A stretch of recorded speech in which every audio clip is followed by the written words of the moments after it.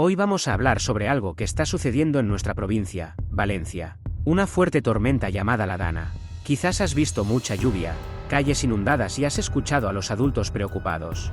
Vamos a entender juntos qué es la Dana y cómo nos está afectando. La Dana significa depresión aislada en niveles altos. Aunque suena complicado, podemos imaginarlo así. En el cielo, a veces, una masa de aire frío se separa y se encuentra con aire caliente y húmedo. Cuando esto pasa, se forman nubes muy cargadas de agua que pueden provocar lluvias muy fuertes en poco tiempo. ¿Qué ha pasado en Valencia? En los últimos días, la Dana ha traído mucha lluvia a Valencia. Ha llovido tanto que las calles y ríos no han podido absorber toda el agua, causando inundaciones. Algunas personas han tenido que ser rescatadas de sus casas o coches, y ha habido cortes de luz y otros problemas. ¿Cómo nos afecta esto? Las inundaciones pueden ser peligrosas. El agua puede arrastrar coches, árboles y entrar en las casas.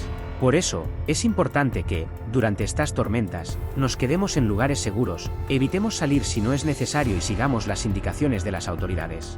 ¿Qué podemos aprender?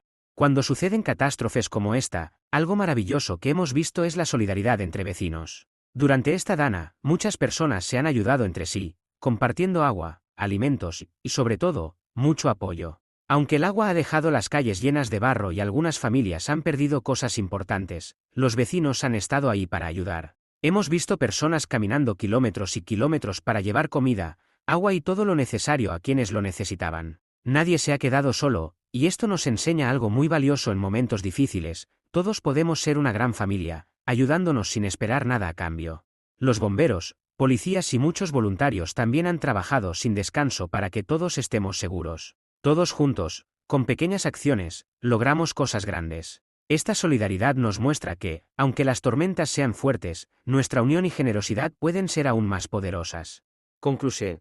Después de la Dana, todos hemos aprendido que, cuando nos unimos y ayudamos a los demás, somos capaces de superar cualquier dificultad. Esto es algo que debemos recordar siempre: nuestra fuerza está en la solidaridad y el apoyo mutuo.